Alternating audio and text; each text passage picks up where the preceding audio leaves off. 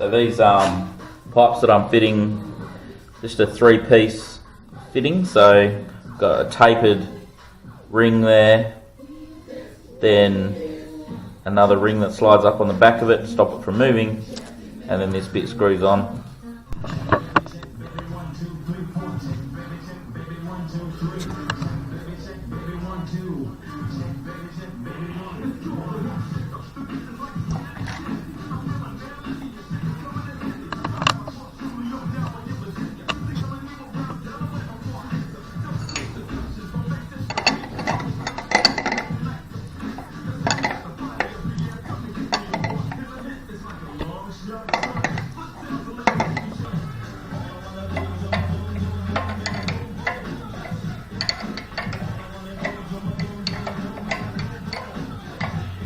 Uh, 6mm plate, laser cut.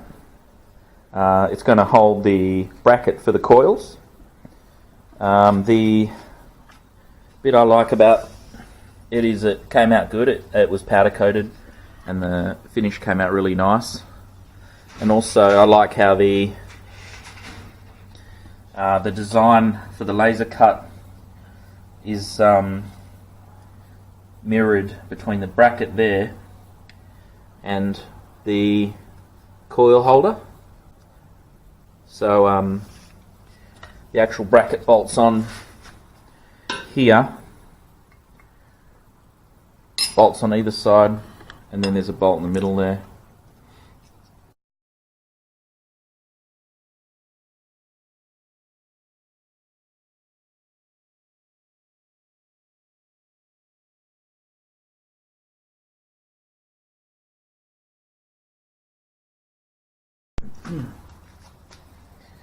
So this is my headlight bracket, which is a spacer welded onto some 6mm laser cut plate that's just had some holes drilled in it and bent. That's going to sit up here. The only thing is, when they powder coated it, they haven't covered up where the holes go through, where the bolts go through. So I've just threaded the bolts into it because they screwed into the holes. It's just the thickness of the powder coat that's too thick in the hole. And I'm hoping that this will just screw up, continue to thread up into the body.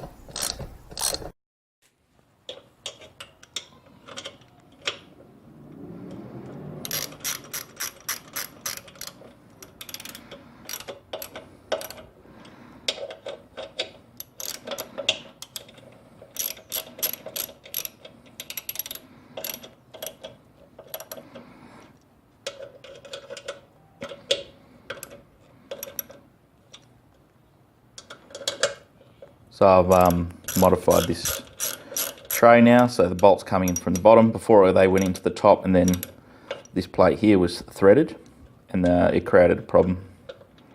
I think I explained before, where the battery, once the gearbox is in here, the battery and the starter's here, the battery's trapped, you can't get the battery out. I was going to cut along here on the tray and put a hinge on that, because if the battery could tilt towards that direction, then it can get out. But instead I've just changed the bolts from the bottom, so now I'll just be able to undo the bolts at the bottom and lift this side of the tray up, and it'll tilt that way, and then you'll be able to pull the battery out that side. So this is the Ultima 6-speed gearbox, and I've just put it in place. There's 5 studs underneath it. I haven't bolted them in yet. They just sit in 5 different holes on the frame, as you can see.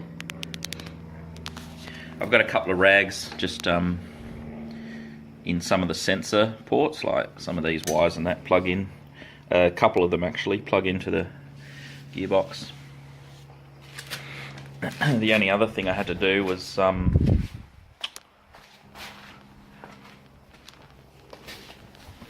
was loop the chain over the top of this sprocket.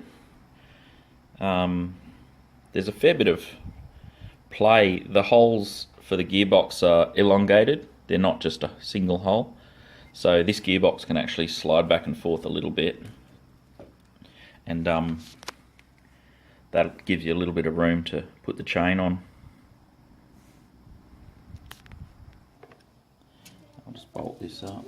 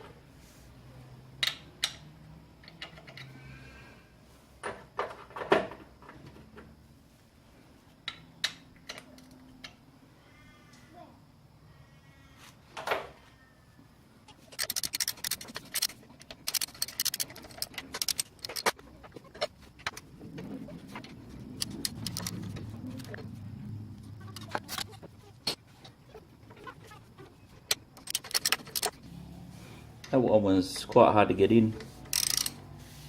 Just sprayed some lubricant into the hole, and it, I don't know, seemed to help it thread on properly anyway. Because they're all tapered, I've done them up all fairly loose, just to help the forward control get in its sort of correct position, I guess. And then once they're all in place, I'll lock them down a bit.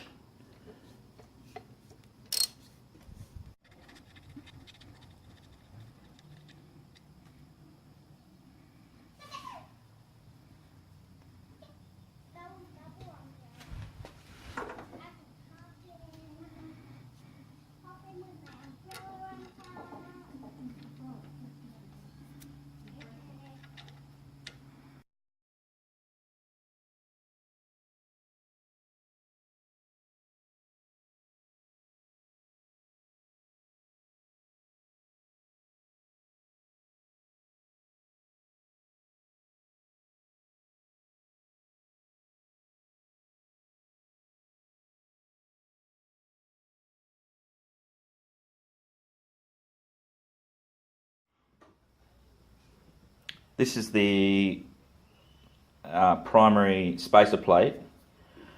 That's going to get put on here.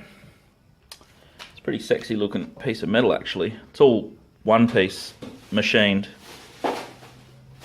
I'd hate to know what it cost actually. It came with the bike obviously when I bought the project.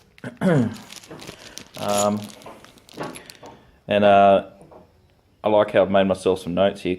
4 long bolts are at the gearbox end, so that helps me not get confused putting it all back together. Anyway, I'll start bolting it up.